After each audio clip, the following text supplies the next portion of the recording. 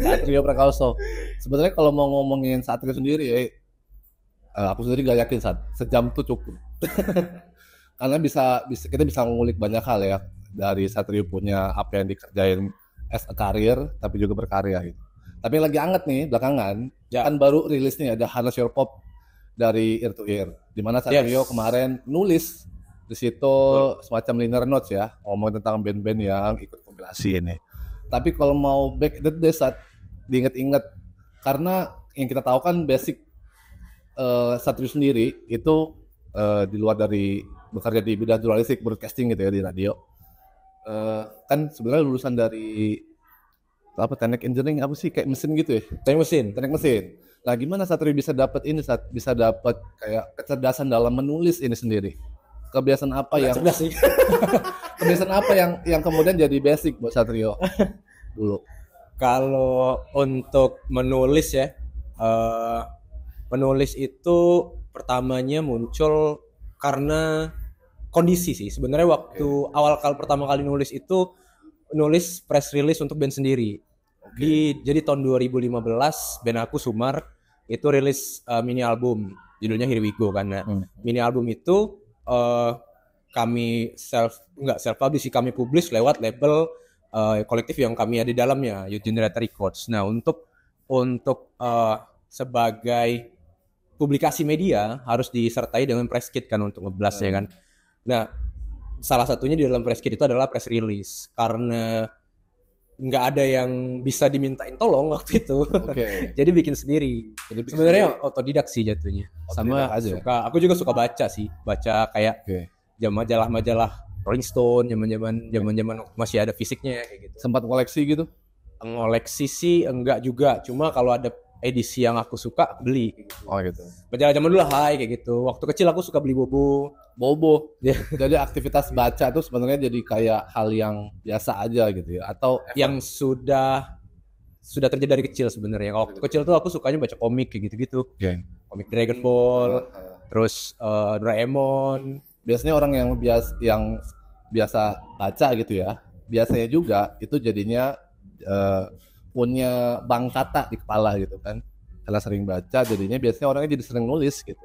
Tapi kan nulis yang dihadirkan sama Satrio sendiri itu kan kesannya pendekatannya ya itu tuh tulisan-tulisan jurnalistik sebenarnya. Itu Satrio bisa sampai ke situ itu tuh gara-gara apa? Karena backgroundnya sempat kerja di radio sebagai radio personality gitu, karena nulis skrip kah, karena itu jadi terlatih gitu ya, atau karena udah datang dari sana aja, karena bisa jadi ada kecerdasan dalam berbahasa di situ. Bisa dua-duanya sih, dalam artian kalau tadi kita nurun secara timeline 2015 itu band aku rilis kan, akhirnya bikin press kit segala macam. Sementara aku baru masuk di radio itu 2016. Jadi aku sudah menulis lebih dulu sebelum aku siaran. Tapi dulusan di 2015 press kit itu dengan hari ini tentu sangat jauh berbeda ya. Iya. Kalau dibaca kayak ada peningkatan gitu kan, harapannya ada peningkatan. Ya mungkin orang bisa baca kalau kalau sama aja kan berarti gak ada progres ya. Benar gitu sih. Dan akhirnya itu ngebawa Satrio juga jadi penulis di Nerd ya. Nerd. Bacanya Nerd. Punyanya Goji Sadega dari Yudaskin. Itu di antaranya ada Nerd tadi di 2023, terus kemudian Satrio menghadirkan Sparks di tahun yang sama ya, 2023 juga ya. Spark nggak pakai S. Nggak pakai Spark. Iya, Spark kan sendirian saya. Oh iya ya, Spark di tahun. Kalau saya orangnya dua baru Spark. Oh iya. Spark di tahun 2023 ngeluarin publikasi zin gitu. Tapi juga merembet jadi podcast, terus juga merembet jadi live session musik gitu ya. Archiving ya gitu ya. Terus juga selain itu kerja di radio itu sendiri selama kurang lebih 5 tahun lebih gitu. 7 tahun di Play FM. Sempat juga jadi music director gitu. Nah gimana Satrio bisa mengkorelasikan gitu antara bachelor degree-nya Satrio sendiri, ada nggak hubungannya? Atau di hari ini nggak ada hubungan juga ya? Jalan-jalan aja gitu. Kalau mau dicari hubungannya sebenarnya dari awal mau masuk kuliah itu pengennya kuliah musik. Awalnya pengen kuliah musik. Jadi awalnya dulu aku pengen masuk ISI. Jogja. isi Jogja. Nggak boleh. Karena waktu tahun 2010 aku kan liburan ke Jogja sendiri, ke tempat saudara kan banyak di Jogja. Jadi nginep di sana di rumah sepupu. Ditanya mau kuliah di mana nanti Mas, katanya kayak gitu. Oh belum tahu, aku bilang masih bingung mau kuliah apa, mau kuliah di mana. Kalau kan suka musik katanya, kenapa nggak kuliah di ISI aja? Jadi kalau di kuliah di ISI, ospeknya itu jadi ini katanya pengamen di Malioboro. Ah serius aku bilang kayak gitu kan? Iya katanya. Ada ini temanku ini, sepupu aku tuh lebih tua kan. Jadi dia cerita lagi gini, wah seru juga ya aku bilang kalau kuliah musik ya. Pulanglah ke rumah kan, akhirnya balik liburan pulang ke rumah, bilang mau kuliah di ISI. Oh seperti biasa respon orang tua baby boomers kan, mau ngapain kamu jadi posisi kayak gitu. Aku mikirnya pertamanya karena jauh mungkin ya di Jogja gitu kan, akhirnya aku cari apa namanya substitusi lainnya di Jakarta. Ada IMI dulu, Institut Musik Indonesia. Yang sekolah situ tuh dulu Badai Krispati itu salah satu lulusan situ kan. Masih pengen musik lah awalnya tuh. Sama di lagi, dipatah-patahin lagi sama bokap kan. Patah-patahin sama bokap.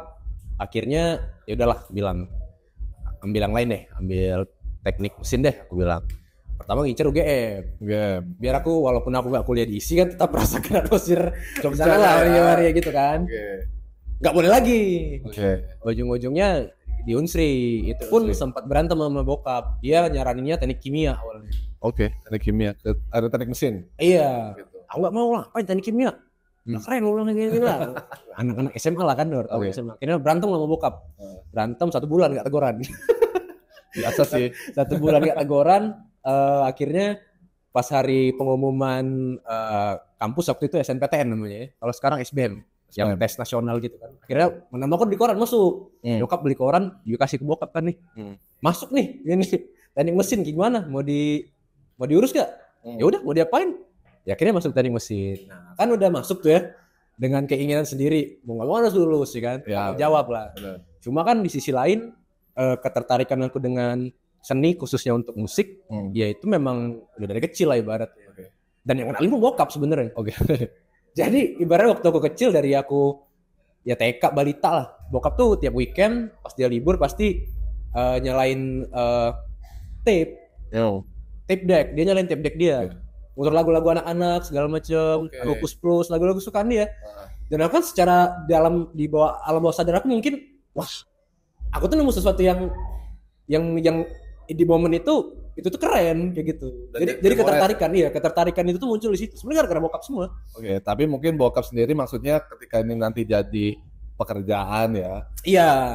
Mungkin dia lebih pengennya nggak jadi pekerjaan gitu. Tapi Nodes juga nggak ada hubungannya, masih ada nggak hubungannya hari ini pekerjaannya dengan bachelor degree-nya? Ada lah. Ada lah ya. Ya. Sedikit lah ya. Pada akhirnya ya. Sedikit banyak. Kayaknya mulai banyak ini. Karena saat ini 7 tahun di radio gitu. Sebagai music director punya program 100% Indonesia ngobrol-ngobrol sama musisi Indonesia gitu ya. Terus juga ini kalau aku lihat dari LinkedIn ya Satrio sendiri itu kalau punya LinkedIn tuh rapi banget sih. Rapi. Oh ya? Serius, berantakan loh itu.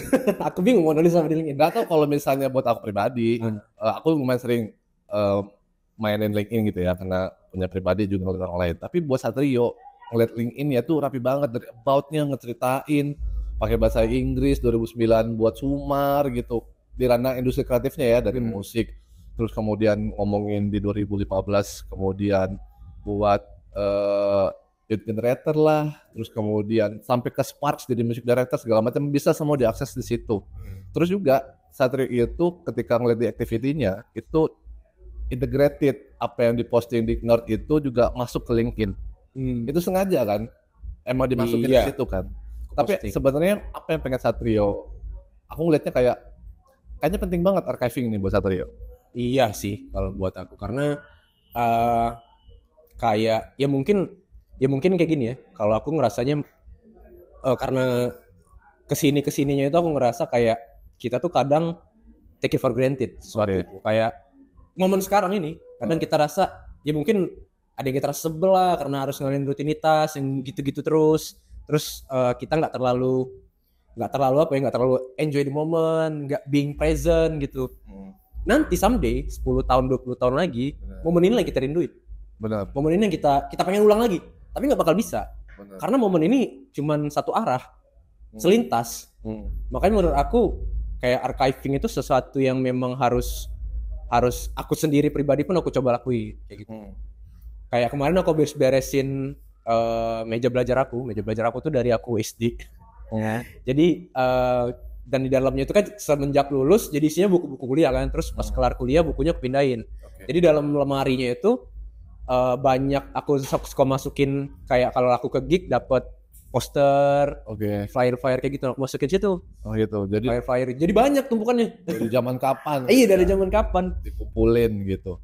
Tapi kan itu juga sebenarnya ya jadi kendala buat kita sih, benar nggak? Khususnya ya di Palembang ya, tentang archiving, pendokumentasian yang diarsipkan secara rapi, itu memang jadi permasalahan. Aku nggak tahu deh, permasalahan ini tuh permasalahan kita orang Palembang atau permasalahan kita orang Indonesia gitu. Karena kayaknya pengarsipan ini nggak jadi fokus tersendiri, nggak diseriusin gitu. Kalau kita mau lihat irama Nusantara ya, gimana sih David Arigan, dia bisa mendokumentasikan musik-musik zaman dulu gitu ya. Aku pernah dengar cerita nih, saat waktu dapat cerita kalau nggak salah Edo itu beli vinil di Cinde. Edo Wibowo. Ini RSX ya. Bos Edo yang mana dia bilang dia habis beli vinil di Cinde itu bekas dari DA. Pasti dengar musik techno tahun 90-an gitu. Pas yang aku dengar pas di play di waktu itu masih di ini. Dia apa sih, Sat? Sabika? Bukan. Edo waktu itu punya coffee shop apa namanya? Oh, di Ten Story Love Song. Stone Roses. Iya, terus jadi kita punya pertanyaan gitu. Kalau dulu musik techno ini dimainin di DA, yang mana kita dengerin hari ini, pertanyaannya dokumentasi mana? Karena dibilang katanya di Saribundo, Cinde itu, seberangan pagi sore itu katanya jadi skenanya anak zaman dulu. Titik temunya di situ, tikumnya di situ, nongkrong dari sore sampai sebelum nanti mereka malam nongkrong di DA. Dharma Agung gitu. Itu bisa di tracking ya katanya, kalau ingat Angger katanya ada mamangnya gitu. Kalau nggak salah itu yang salah satu anak scene-nya zaman itu. Tapi kan itu cuma cerita, Sat. Iya. Nggak ada dokumentasi fotonya mana. Kalau aku pernah nonton Vice ya, dokumentasi tentang Tanamur, Tanah Abang Timur, tentang arena klub arena malam gitu. Bisa disebut diskotek atau pub ya, yang mainnya Selecta Pop. Di situ ada Faris RF segala macam, dokumentasinya ada. Walaupun sekarang bangunannya jadi bongkahan gitu, tapi bisa diceritain, ya kan. Itu sebenarnya juga yang aku lihat dari Satrio itu kayaknya detail gitu. Barusan aja ketika kita mau mulai podcast, Satrio tuh selfie dulu aja. Itu kan sebenarnya dokumenting. Iya. Sebenarnya kan cuma sekedar dokumenting aja gitu, diposting di Instagram, moment gitu ya. Satrio ngelihat itu sebagai hal yang penting, tapi gimana ngelihatnya ketika itu di industri kreatif sendiri. Karena yang aku lihat juga sampai ke Youth Generator, sampai ke SPAC yang sifatnya zine, atau SPAC yang sifatnya podcast, atau SPAC yang sifatnya mendokumentasi musik secara live gitu ya. Itu kan mendokumentasikan. Gimana Satrio sendiri untuk bisa proving itu di Palembang? Buat apa nih maksudnya? Untuk di Palembang sendiri bisa fokus ke situ. Oh, ya berangkat dari yang aku bilang tadi sih, karena momen itu cuma sekali lewat dan aku ngelihat kayak sepenting gitu. Gimana maksud aku sepenting itu kan Satrio harus bisa, karena kalau berangkat dari Satrio sendiri ada banyak momen yang sebenarnya bisa dilakukan sama teman-teman juga gitu, misalnya untuk bangun di Palembang itu. Iya, cuma memang aku mencoba memulai, makanya namanya SPAC. SPAC itu kan percikan. Percikan yang bisa memicu kebakaran ibaratnya gitu kan. Kalau secara secara fisikanya. Ya aku pengennya ya aku mencontohkan aja. Maksudnya aku memulai itu dulu dengan aku. Kayak teman-teman yang lain akhirnya tersambar lah. Itu ya mereka balik-balik mereka kan. Apakah mau ikut ke dalam percikan itu atau enggak kayak gitu. Ya kalau aku sih aku coba dengan apa yang aku bisa ya, dengan apa yang aku punya, apa yang aku bisa, energi yang aku bisa kerjain, waktu yang aku punya, ya itu aja sih. Dan aku pun ya bisa dibilang nggak semua show bisa aku dokumentasikan. Aku juga masih banyak PR yang belum kelar ibaratnya, yang belum aku edit, yang belum naik posting. Itu masih banyak. Karena aku ngerjainnya sendiri kan. Aku nggak punya tim ibaratnya, belum ada yang bisa aku delegasiin buat tanggung jawab itu. Makanya aku kerjain sendiri semuanya. Ya aku seneng sih sekarang ibaratnya udah karena pasca Covid ya, kita ngomongin pasca Covid, udah mulai banyak teman-teman yang akhirnya yang ikut, yang mulai ngeh juga lah tentang itu. Kayak ada di ranah hardcore punk ada Blackburn yang belakangan aktif Si Aripong.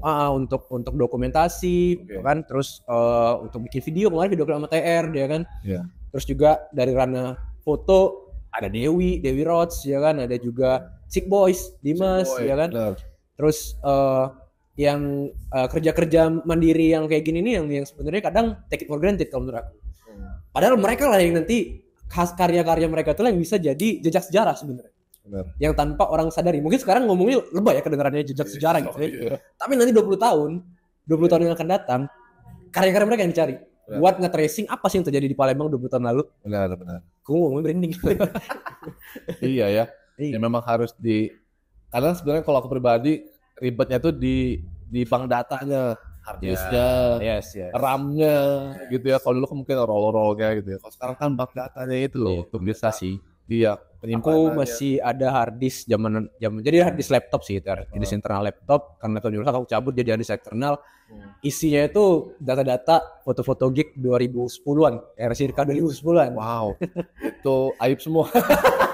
Ada teman saya namanya Samir Palmas, terus ada Pak di sini, gondrong. Kalau nggak salah dulu masih pakai ikat pinggang kopel gitu ya.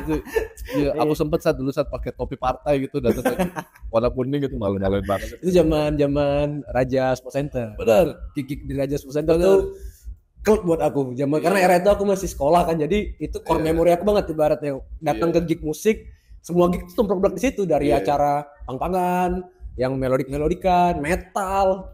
Trauma di situ waktu itu kan. Palembang Metal Fest 2010. Benar, 2010. 2009-nya ada Sumar. Iya. Benar kan? Iya. Sumar berarti sempat main di situ tuh. Sempet, kami waktu itu main, jadi kami bikin gig rame-rame lah sama anak-anak kan. Beberapa band waktu itu ada 46 Block, ada juga Nicholas Hour, Overacting, Raw Bebek, terus Lady Die Die, TLDD. Wow, Siapa lagi ya, banyak sih band-band di era itu. Morning Glowing. bukan Morning aja. Morning bandnya Ewin Koawing sama Hansen. Nggak tahu. Almarhum Awing. Jadi era itu kami bikin inilah apa namanya gig kolektif lah ibaratnya. Di Raja itu. Iya, di Raja itu. Cuma waktu itu akhirnya karena kami masih kecil-kecil ya, masih SMA. Dibantu sama Gamal Rongsokan dulu. Oh, benar. Yang punya Grind Studio, ya kan? Yang punya penjaga sih dia tuh. Aku kurang paham tuh. Intinya kayak gitulah, Gamal Grind Studio ya. Gamal Grind. Nama gignya waktu itu Maximum Distortion. Maximum Distortion, inget banget. Yang main karena kami band anak-anak lah ibaratnya ya. Anak-anak kayaknya kita butuh ini nih, band-band abang-abangan yang main. Jadi main lah Diskosit waktu itu. Terus Kecat Sirping, Cece. beberapa band lagi lupa. Rudak kalau nggak salah, Rudak 98. Wow, aib. Kalau nggak salah ya, Maximum Itu Distortion ada 1. dokumentasi itu. Ada masih bisa terkuak gitu ya suatu hari nanti. Iya. Gitu ya. Jadi kalau sekarang ya ngelihat foto-foto zaman itu, ada muka-muka yang sekarang kita kenal akrab, dulu kan belum kenal tuh. Jadi lucu kayak, wah ada muka si Ken kayak gitu. Ada muka Kevin. Oh iya ya, benar. Kepikir nggak nanti someday ini bakal jadi publikasi tersendiri gitu. Kan kalau kita ngelihat dari scene di Amerika ya, orang-orang yang rajin mengarsip dan kemudian suatu hari itu jadiin DVD kah, dijadiin buku kah gitu, dijadiin apa semacam film pendek atau apa atau zit. Pikiran nggak ada sampai waktu itu? Udah sih, udah dari 2 tahun yang lalu. Cuma energi dan sarana prasarananya belum memadai sih untuk kesana kalau aku sendirian kerja. Maksudnya ngerjain itu karena itu cukup panjang kalau menurut aku secara runutan ya. Aku harus tracing ini itu dan segala macam, terus harus ngedik file-file yang lama gitu kan, dan nggak bisa cuma dari aku doang. Harus ke orang-orang lain juga yang mendokumentasi di era itu. Cuma mungkin nanti sih, mungkin aku sudah beberapa kebayang lah ibaratnya mau jadiin apa gitu ke depannya. Oke. Dan buat satu sendiri tadi kayaknya kalau aku framing ya, semuanya diterima sendiri Sat. Iya, apa-apa sendiri. Ya kan di Sumar walaupun kalian bertiga ya. Tapi kan kalau Adi kan tim mobile ya. Kalau sana kemari dia juga sibuk dengan beberapa project musik gitu. Tapi juga di Youth Generator Satrio as a creative collective gitu, dan kemudian jadi label juga sendiri Sat. Enggak juga. Enggak juga. Ada siapa di balik generator ini? Kalau di Sumar ya ada aku, Adi sama Doni kan. Ya ada porsinya masing-masing sebenarnya. Mungkin karena kita aja sih yang sering interaksi berdua, jadi kerasanya mungkin aku kali. Oh gitu. Nah, kalau dia generator sendiri? Kalau dia generator ya ada aku, ada Kevin, ada Andri, ada Kopok. Bertiga jadi sebenarnya kalau generator sebenarnya aktif sekarang ya. Aktif sekarang. Iya. Oh, Boscap juga. Iya. Tapi dia lebih taktisnya Satrio gitu. PR-nya lah ya. Gitu. Enggak juga sebenarnya, tiga-tiganya mewakili. Cuma memang mungkin yang sering di-reach ke aku. Oke. Mungkin set effect ya, set effect dari keaktifannya itu. Tapi aku juga melihat kemandirian Satrio ini di spot yang versi band musik. Ya sih. Lirik 2012 dibuat sendiri. Oke lah ya. Musik dibuat sendiri gitu. Ngedrum karena Fadil aja nggak bisa ngetik drum. Oke lah ya. Tapi bisa gambar juga. Nggak bisa gambar juga gitu. Belum bisa. Tapi recording, operating juga. Iya. Sendiri. Auto drum enggak dong? Aku juga. Oh iya. Fadil nggak operating juga Satrio? Iya. Itu nge-recording gimana kemarin? Recordingnya? Aku recording sendiri sih di rumah. Fadil? Di rumah Fadil lagi. Di rumah Fadil. Kalau buat drum ya. Set ya. Oke. Tapi kemudian mixing dan mastering Satrio sendiri juga. Iya. Terus kemudian ngebuat cover sendiri juga. Iya. Buat press kit sendiri juga. Iya bener, kok tahu sih. Kan aku diajarin Satri Prakoso harus riset. Jadi kalau nggak riset kena marah. Iya bener itu. Semuanya sendiri. Apa yang Satri dapat sebenarnya ngelakuin ini? Kan kita punya etos kali ya. Kalau di scene musik sendiri atau di scene hardcore sendiri, etos DIY do it yourself itu sangat common, umum banget deh. Ini bukan lagi hal yang spesifik lu dibahas, itu udah jadi darah dagingnya. Tapi true sama Satrio digarap sendiri gitu. Iya. Sebenarnya apa sih pengen Satrio jalanin dengan apa yang kamu lakukan sendiri ini? Kalau aku sih pengen ngerjain apa yang aku pengen kerjain aja sebenarnya. Dalam artian tadi habis ngobrol juga dengan Alif dulu di si ALF. Setelah keluar dari bayang-bayang Alif Kobin jadi ALF sekarang. Dan dia bilang juga, ya Kak, kadang akhirnya tiba di masa aku harus kerjain semuanya sendiri, dia bilang kayak gitu. Kadang kalau ngeband tuh ketika kita lagi semangat, teman kita nggak semangat katanya. Ketika teman kita semangat, kitanya lagi nggak semangat gitu. Kadang apinya nggak bareng katanya. Ya itu benar aku bilang. Emang kayak gitu sih kalau ngeband. Cuma enaknya ada tim. Baratnya kayak gitu kan. Ada teamwork yang terjadi di situ. Nah kalau aku ngelihat Spark itu sendiri sebenarnya itu tuh kayak outlet kreatif aku sih. Dalam artian aku sebagai bentuk manifestasi karya. Jadi makanya kayak muncul dari Zin. Akhirnya dari Zin setelah rilis beberapa edisi kemarin kan aku bikin podcast gitu setelah aku resign dari kerjaan aku sebelumnya. Akhirnya terus karena aku suka nonton gig, kenapa nggak aku dokumentasiin aja gitu. Cuman sekedar impulsif sih mungkin awalnya ya, tapi aku suka gitu. Nah dan memang dari awal aku sudah rasa kayak ini tinggal nunggu waktu aja nih, ini bakal jadi sebuah project musik ibaratnya kayak gitu. Nah kemarin 2024 aku ngerasa rasa yang cukup familiar yang mungkin aku rasain juga di 2012. Jadi 2024 itu ada 3 temen aku yang meninggal, terus kucing aku juga meninggal. Ada sih ya cukup roller coaster lah buat aku 2024 secara emosional ya. Dan itu yang aku rasain di 2012 sebenarnya. 2012 nenek aku meninggal, terus putusan, gitar aku patah 2012 itu. Dan mungkin karena ada familiar emosi yang aku rasain itu, makanya aku harus bikin sesuatu yang jadi apa ya, pengingat, jadi monumen lah ibaratnya di kepala aku kayak gitu kan gambarnya. Makanya aku harus ngerjain lagu yang aku gak kerjain dulunya nih kayak gitu, yang emang gak masuk di Sumar gitu kan secara musik. Ya udah cuman sekedar aku iseng aja awalnya, iseng aku take, terus aku coba layering kan, aku bikin beberapa layer. Wah ini drumnya kayaknya nggak bisa nih aku take sendiri gitu kan. Karena waktu itu lagi kontakan sama Padil, aku bilang aja iseng buat take di tempat dia kan. Akhirnya ke rumah dia, aku take segala macam, jadi lagunya. Ya gitu. Nah, karena udah kelar take-nya kan udah tanggung deh langsung mixing mastering gitu kan. Karena kebetulan dari album Semar yang terakhir pun aku yang mixing mastering. Jadi baratnya secara dasarnya aku bisa gitu ngerti. Ya mungkin nggak bagus-bagus banget ya. Tapi bisa lah gitu kan. Ya udahlah buat lagu sendiri juga. At least kan aku berprogres gitu untuk skillnya, skill master dan mixing masteringnya gitu. Tapi pernah nggak megang band tertentu? Belum pernah. Bikin apa? Megang apa? Megang band tertentu. Jadi entah jadi mixingnya, nge-mixingnya atau masteringnya atau jadi produsernya mungkin pernah nggak? Kalau mixing mastering ya album Sumar yang Hectic Chaotic sih. Band orang lain? Untuk produser aku pernah bantu Roadblock sih waktu itu. Roadblock yang mana? Yang Album Necropolis. Ya semua itu satu itu dia. Ini album itu. Oh gitu. Iya. Sebagai produser itu ya. Iya sebenarnya ngejagain ini mereka sih, ngejagain ritme recordingnya aja waktu itu. Dan kalau untuk gig YG pun kadang aku bantu juga di mixer kan kayak gitu. Nah itu kayaknya buat Satrio kayaknya jadi hal yang apa ya? Jadi hal yang kayaknya nggak susah. Yang penting digawain aja. Tapi menarik, aku nge-framingnya ketika Satrio bilang Satrio sebagai karyanya gitu, ya kan, mengeluarkan spark ini. Jadi apa yang aku punya itu bisa jadi apapun dalam bentuk apapun, mau audio bisa, visual bisa. Terakhir ngegambar juga Iya. Iseng itu. Covernya kan ngegambar, itu gambar tangan. Kalau cover yang spark di situ, itu foto. Iya dong, foto dong, iya kan. Gak mungkin, soalnya bagus banget, gambar rapi banget. Oh iya, itu gambar tuh. Ini jadi match.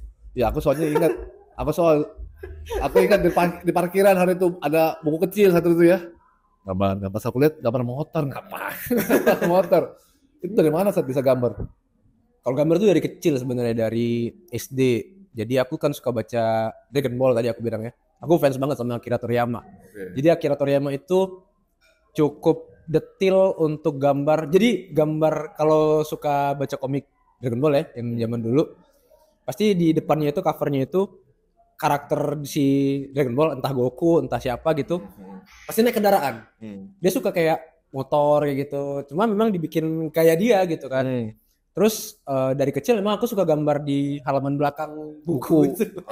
Suka aku sambil ngeliat gambar kayak scene Goku lagi nendang balik apa namanya misil kayak gitu. Kalau dulu aku buat ini nih graffiti dulu. Sama itu SMP. Benar, SMP lagi. SMP. Kalau SD aku gambar-gambar kayak gitu ya. Gambar-gambarnya itulah sampai kena marah dilihat guru kan. Wah ini kenapa digambar-gambar nih pokoknya. Mending gambar di kertas beneran tempel 5D nggak disuruh kayak gitu. Oh gitu. Lupa aku bilang waktu kecil sih. Tapi nggak kejadian. Nggak. Cuma gambar-gambar kayak gitu. Nah ke-trigger lagi itu pas COVID sebenarnya kalau nggak salah. Pas sebelum COVID ya kayak gitu. Aku nonton YouTube gitu kan. Lupa nonton YouTube atau buka sosmed lah kayak gitu. Aku nge-discover Kim Jung Gi. Tahu nggak Kim Jung Gi? Siapa itu? Dia itu artis ilustrator dari Korea. Dan dia juga ngefans sama Akira Toriyama. Nah, jadi ada kemiripan taste lah ibaratnya. Aku udah dari pertama lihat gambarnya kayaknya mirip Akira Toriyama. Ternyata aku digging kan. Oh, benar ternyata dia juga ngefans. Nah, dia meninggal di 2020 kalau nggak salah. Karena COVID. Aku lupa serangan jantung atau apa gitu. Masih cukup muda lah meninggal. Dan aku cukup impress dengan gambar-gambar dia. Karena dia tuh gambarannya main perspektif kayak jadi fish eye kayak gitu. Tapi gambaran. Dan dia kadang demo live. Jadi dia ngehidupin kamera, live YouTube, dia ngegambar. Dan gambar itu sangat detail. Dia punya memori yang cukup solid untuk secara visual. Jadi dia bisa mengingat kayak bentuk ini, gambar ini kayak gitu-gitu. Tapi ilustrasi sendiri itu cuma mengisi waktu aja atau satunya mau ngasih energi gitu banyak ke situ. Iseng sih awalnya karena itu tadi. Awalnya kesini ya? Iya, kesininya iseng juga. Kesininya pengennya serius, cuma waktunya dan energinya. Kayaknya ya makin nambah angka di usia itu kayaknya makin sedikit, makin berkurang waktu kayaknya ya. Iya, kemarin itu berat banget kan ngelangkakan, kirain nginjak apaan? Nginjak usia 30 ternyata. Ini kayak job di mana gitu ya. Tapi kalau aku dengar jadinya kayaknya nggak terlalu susah buat Satrio. Apa sih kendala buat Satrio sendiri? Maksudnya nggak terlalu susah gitu? Kayak tadi semuanya jalanin aja, recording, nggak gambar, apa kan kayaknya orang tuh, aku nggak bisa ini nih, bayar apa ya, udah ada duitnya, anggaplah ya gitu. Oh ini pokoknya kayaknya di Satria itu semuanya jadi gitu, nggak cuma sekedar konsep, nggak cuma sekedar ide, tapi ada output jadi keluar gitu. Itu kan sebenarnya provingnya adalah karya, ya guys. Yang aku lihat, aku nggak tahu kalau aku jadi soto ya, tapi aku ngeliat di eh, di aktivitas anak muda general Palembang, kita tuh kayaknya nggak terlalu pede gitu, atau nilai tukar itu bukan karya, tapi semacam apa ya, benda yang kita pakai, Oh ya, ya kan, barang yang kita bawa gitu. material ya. Material gitu ya, terus tapi sebenarnya kan kalau di teman-teman kreatif yang jadi portonya ya karya yang kamu buat gitu. Semuanya dibuat, nggak semuanya sih, tapi Satrio banyak ngeluarin itu segala macam. Itu buat Satrio sendiri gimana sih bisa bisa se fokus itu, atau nggak ada, jalanin aja, atau kayak ambis gitu. Bisa nih lo, kalau aku nih ya, aku ambis banget Sat. Kalau Satrio sendiri. Kalau aku sih simpelnya start small, start now. Jadi Oke. mulai dengan kecil, mulai sekarang. Oke. Kayak mau gambar ya udah, pena, kertas, gambar. Sejelek apapun ya gambaran kan. Oke. Kayak gitu. Mau recording, mau punya lagu, ya bikin lagu. Oke. Main gitar, nyanyi, cari chordnya, jadi lagu. Oke. Bagus jeleknya kan nanti. Nah, tapi itu jadi pikiran nggak? Kalau aku pribadi ya, aku pikiran banget tuh Sat. Apa yang kepikiran? Outputnya nanti orang lihat ini bagusnya, enggaknya, puasnya, atau Satrio ada di level itu juga, atau ya start right now aja gitu. Apa yang terjadi nanti poles-poles, itu gimana? Ya kalau aku ya awalnya mungkin akan berpikiran seperti itu ya. Cuma kesini karena tadi menginjak usia 30-an. Jadi mikirnya udah to express aja, to express not to impress. Oh gitu. Aku nge-expressin apa yang aku rasain, apa yang aku pikirin, yang jadi concern aku gitu. Bukan untuk mengimpress orang lain, karena ketika kita mau mengimpress orang lain, mau bikin orang lain terkesan, ada habisnya. Oh, Kita nggak bisa nyenengin tiap orang. Oh, kayaknya di situ sih. Kamu bukan es krim, Abud. Nggak bisa nyenengin tiap orang. Kayaknya aku di situ sih. Orang tuh harus happy ya, harus merasa kayak wah, ya padahal sebenarnya ya do aja, lakukan aja gitu, apa yang terjadi.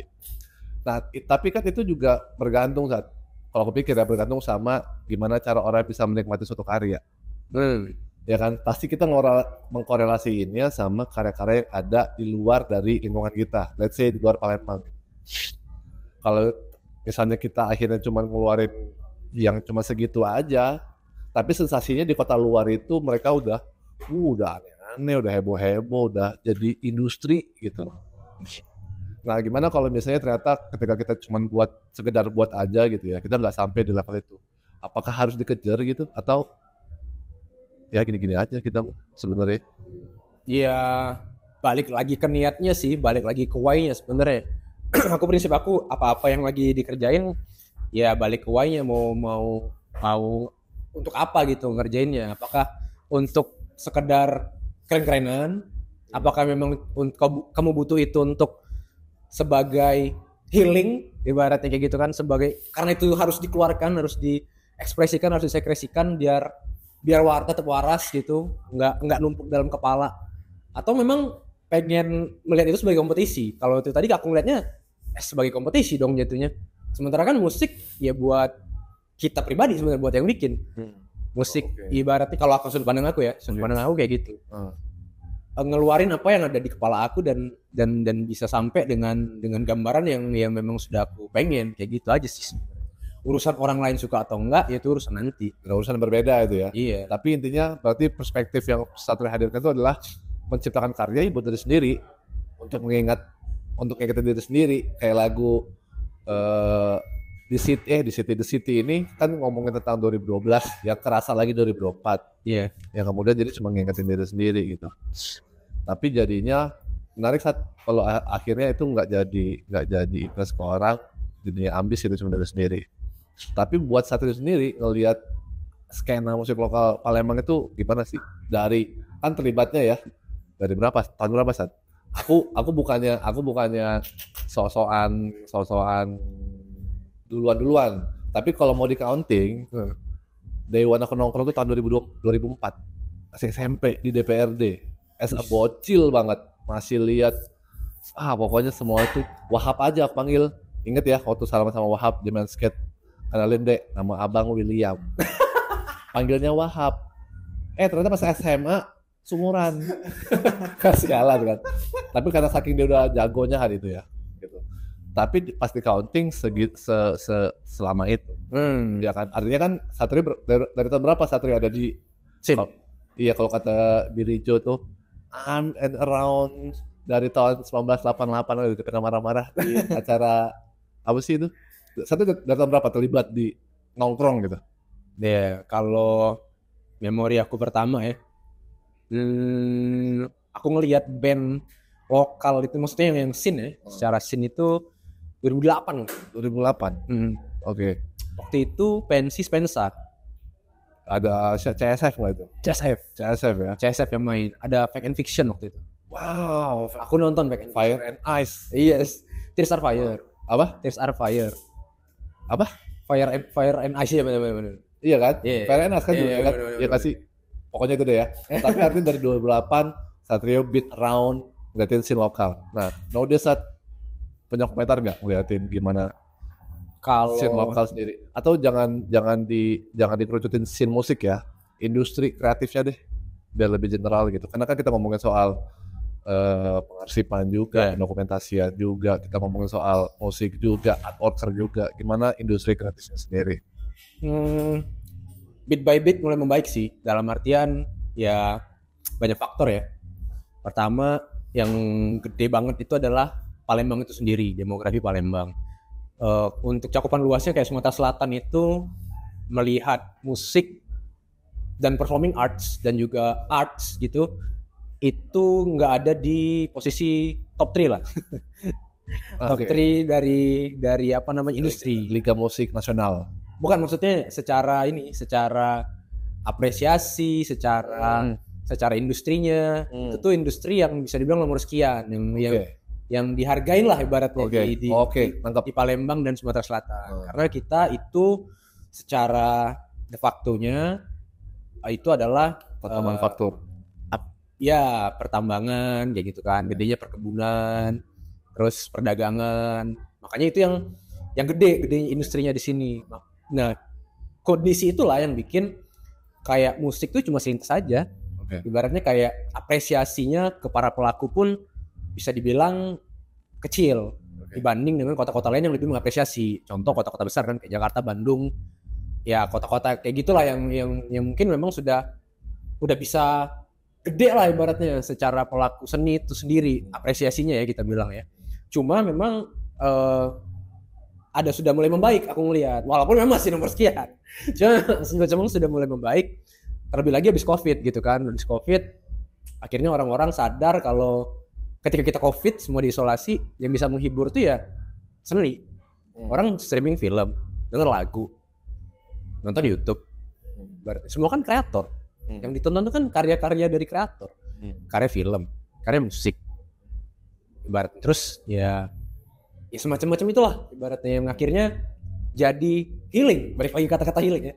Jadi rekreasi lah ibaratnya. Jadi sesuatu yang ngilangin stres karena nggak bisa keluar waktu COVID gitu-gitu kan. Nah pasca COVID aku ngelihat sudah mulai ada peningkatan nih dibanding sebelum COVID ya ke arah sini ya. Dan dari stakeholder besar pun sudah mulai ibaratnya kayak ranah-ranah kecil, ranah-ranah kolektif mandiri itu punya pangsa pasar yang bisa gede marketnya. Sebenarnya. Cuma memang perlu diolah lagi dan perlu dikulik, apalagi untuk Palembang. Karena ya banyak faktor, masuk demografinya tadi sih. Nah, Sat, aku pernah baca nih, aku pernah nemuin data yang bilang kalau jadi di Jakarta itu, nggak tahu ya kalau ngomongin Jakarta kayaknya terlalu sentris, tapi di seberang lah ya, itu mereka memang cara mainnya sekarang nggak lagi fokus ke big event, tapi ke small event. Big event tuh mainannya yearly, ya kan? Name it lah, synchronize, apapun itu ada di seberang lah ya, Joyland dan segala macam. Nah jadi ketika ngelihat bagaimana cara mereka mengkonsumsi baik informasi, mengkonsumsi sedang pangan papan, sekarang ini generasi kita milenial Z ini, mereka tuh memang ngebeli romantisme, kebersamaan dengan teman-teman, experience. Jadi kemudian di framing, di dokumentasi, di posting. Jadi nilai tukarnya itu. Nah itu buat kapital, buat stakeholder itu jadi nilai tukar. Makanya misalnya hari itu mereka di seberang itu ngasih fokus, mending mereka buat event sebulan 4 kali di small event, karena setiap F&B itu punya tongkrongan masing-masing. Yes. Ya kan? Di sini ada pasarnya ini, di sini ada pasarnya sepeda, ya kan? Kalau kemarin tuh di tempatnya Oki, Seiko anak sepeda. Di sini ada musik elektronik gitu ya. Nah, kapital ngeliat ini sebagai ceruk supaya bisa ngejalanin ini. Tapi waktu itu aku nanya dalam hati, so kapan terjadi di Palembang? Nah, aku ngeliat itu bisa profit ketika kemarin ada musik dan girl gang datang ke hall dengan label rokok di belakang itu kan. Tapi kan fokusnya small event. Yes. Terus kemudian efek rumah kaca, bridgingnya. Ya sebelum sampai ke main eventnya mereka buat dulu. Ada siapa tuh kemarin main di situ ya, gitu kan. Yang mana sekarang tuh udah berlangsung jalan. Fokusnya adalah ke small event itu. Buat Satrio sendiri ngeliat itu sebagai peluang nggak sih untuk industri kreatif sendiri atau label yang Satrio punya, musik Satrio punya? Ya kalau aku ngelihat ditanya peluang atau enggak, jawabannya ya bisa peluang banget sebenarnya. Tergantung si kolektifnya. Dalam artian ada beberapa kolektif yang punya pagar yang nggak bisa ditembus oleh itu. Okay. Ada yang memang membatasi dirinya. Ada juga yang luas, cukup cair dengan kerjasama dengan brand-brand besar kayak gitu kan. Ya kalau aku lihat kalau balikin ke kolektif aku kayak Generator, kami sangat terbuka sih untuk kerjasama dengan semua jenis brand ibaratnya dan semua jenis bisnis kayak gitu. Kayak tahun lalu 2023 kami kerjasama dengan Seiko in Space kan, tempatnya si Oki itu yang ada di Veteran. Jadi dia tuh kan coffee shop, terus ada bengkel sepeda juga. Nah karena ada space yang cukup gede di dalam, akhirnya tiap bulan kami bikin gig di situ. Betul. Kayak gitu. Dan memang menarik dalam artian itu tuh hal-hal yang bisa terjadi. Kayak kolektif kecil dengan coffee shop kecil bisa berkongsi akhirnya bikin sesuatu gitu kan. Dan nggak menutup kemungkinan kalau ininya digedein secara cetupan ya bisa jadi sesuatu yang lebih seru dong. Benar. Kayak gitu. Apalagi ada kapital yang masuk. Benar. Kalau kita bicara secara materialisme ya. Kayak gitu. Kok jadi filsafat ya? Benar-benar. Tapi karena saya kemarin gak jalan, terus ternyata bakal ini lagi nggak di 2025 ini? Bakal jalan lagi dengan konsep yang gimana? Kalau 2024 sebenarnya itu kelanjutan dari yang aku omongin tadi. Jadi ketika 2023 kita berhasil bikin gig per bulan di Seiko gitu kan, 2024 kami memang mengurangi frekuensi untuk mainnya ya, dalam artian membuat gignya. Cuma memang beberapa gig itu kami kira tap in bareng untuk ngerjain bareng kapital, bareng brand lah. Yeah. Girl Gang pun terlibat kami. Sebelum Girl Gang malah itu kan aktivasinya ada 4 event. Ada sharing session pertama, ada showcase, sharing session lagi baru gig si Girl Gang gitu kan. Di 3 itu kami terlibat barengan dengan Tigo Setengah dan juga Popsicle yang jadi ujung tombaknya Popsicle kemarin. Yeah. Sempat juga main bikin yang di Penhead. Itu kami kerjain bareng Flowing Clips, kolektif juga, dan kami datengin Hong. Benar. Yang kayak gitu-gitu dan cukup lumayan menarik, seru ibaratnya. Karena kesempatan sih sebenarnya, either take it or leave it kan. Tapi trafficnya gimana saat di hari itu ya datang Hong nih atau kemarin? Buat Satrio sendiri ngeliat itu trafficnya ini udah oke atau masih kayak harusnya masih bisa lebih pecah dari yang ini atau segini juga udah oke banget kemarin? Bisa lebih pecah sih sebenarnya, cuma ya term and condition applied sih sebenarnya kemarin itu. Jadi kan itu berbarengan dengan beberapa gig lain semoga dan waktu juga sih. Jadi ya harus cukup dengan segitu kemarin itu. Kayak gitu kalau aku lihat. Artinya sebenarnya peluangnya gede banget, masif ya. Banyak band baru muncul. Yes. Publikasinya udah oke, ngerti press release-nya, tulisannya, segala macam. Juga media-media alternatif di luar ngelihat band-band di daerah itu jadi acuan yang kuat gitu kan, supaya fokusnya nggak ada di Java sentris aja gitu. Yes, benar. Iya kan? Aku itu jadi kata-kata Prabu. Jadi kata Prabu waktu kemarin ngobrol di Saiko itu dia bilang, kami yang tinggal di Jabodetabek itu udah nggak proud lagi tahu banyak tentang band-band yang ada di sekitaran Pulau Jawa. Kami tuh malah lebih ngerasa edgy kalau udah denger band dari Makassar dulu. Aku udah denger dari Kalimantan nih.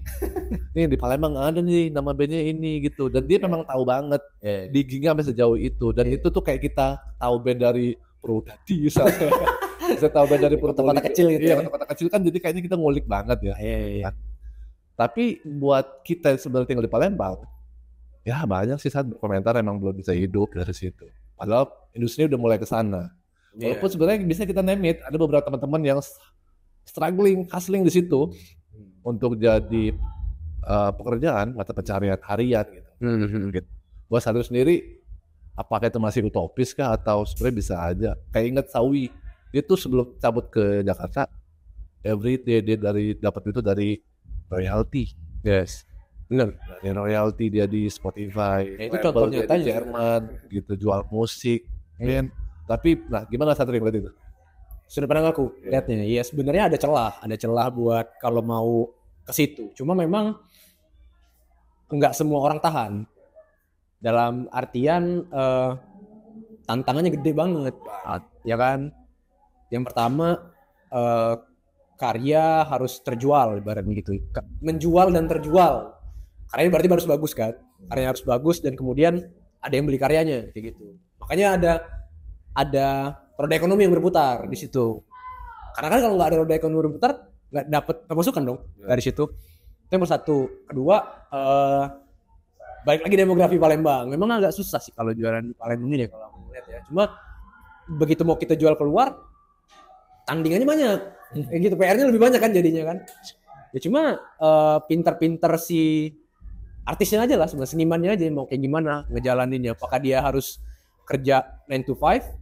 Ya 9 to 5 terus musik sebagai safe haven-nya dia doang, atau dia mau total-totalan di musik. Ya bisa jadi fashion player gitu kan. Kalau mau jadi kayak gitu kan. Iya. Jadi fashion player di cafe, di wedding. Banyak teman-teman yang kayak gitu sekarang. Dan nggak salah sih. Ya aku tetap respect dengan apapun keputusannya kan. Toh mereka yang menjalani hidup mereka. Benar. Siapa aku mau ngejudge gitu kan. Benar. Dan juga itu sangat berarti mereka sangat mengenggam erat musik itu tadi. Benar. Kayak Coach James ya. Nah itu dia yang jago banget main gitar, main macam doang, bisa main satu lagu pop yang dari mana aja gitu. Dan dia punya satu output di Leisa gitu kan. Yes. Tapi dia tetap true main musik, gitar yang dia punya gitu. Nah buat satu sendiri nih, ini karena udah desain dari tadi ya 5 menit lagi. Apa saat perencanaan ke depan? Karena udah keluarin The City kemarin dari Spark. Apalagi ada hal yang bakal keluar something new gak? Kali-kali itu Satrio, Zin udah ya, musik udah, ngeluarin film kali. Pengennya sih. Apa saat di 2025 ini ada pengen ngapain? Kalau 2025 pengen tetap berkarya aja sih intinya. Dengan apapun itu ya, maksudnya dalam ya aku ngelihat sekarang tuh apapun itu tuh jadi platform doang. Kayak Spark tuh adalah platform aku untuk berkarya. Cuma kan aku bisa berkarya lewat yang lain. Lewat nerd aku bisa tetap nulis. Lewat Sumar aku tetap bisa berkarya kayak gitu. Kalau untuk Spark sendiri lagi ngelarin lagu juga sih sebenarnya. Cuma aku belum tahu nanti apakah bakal dalam bentuk ini album atau album nantinya nggak tahu sih buat tahun ini. Apakah kekejar juga? Apakah ada energinya atau mager? Kita nggak tahu ya. Itu kan cuma waktu yang bisa menjawab. Iya. Terus ya pengen ngelarin PR sih sebenarnya beberapa archive live show tuh masih ada yang jadi tumpukan data sebenarnya masih di laptop. Belum sempat aku edit gitu kan. Yang dari DWF berapa tahun yang lalu, 2 tahun yang lalu. Terus yang DWF tahun kemarin. Banyak sih yang sebenarnya masih harus aku kerjain, cuma kerjaan ini belum kelar, ada kerjaan baru kayak gitu. Ini belum mulai kerjaan baru kayak gitu-gitulah namanya kehidupan. Yes, life must go on. Life sucks gitu. Everything sucks kalau sekarang. Kalau kata Descendants. Being adult ternyata ya everything sucks gitu. Iya, tadi berat kirain nginjek 30-an. Oke, Satrio Prakoso, terima kasih banyak. Sama-sama, Mas. Thank you banget udah mau diajakin ngobrol sama Abut di Sutra Tusan. Salam manula lah Terima kasih. Salam manula dan akhirat.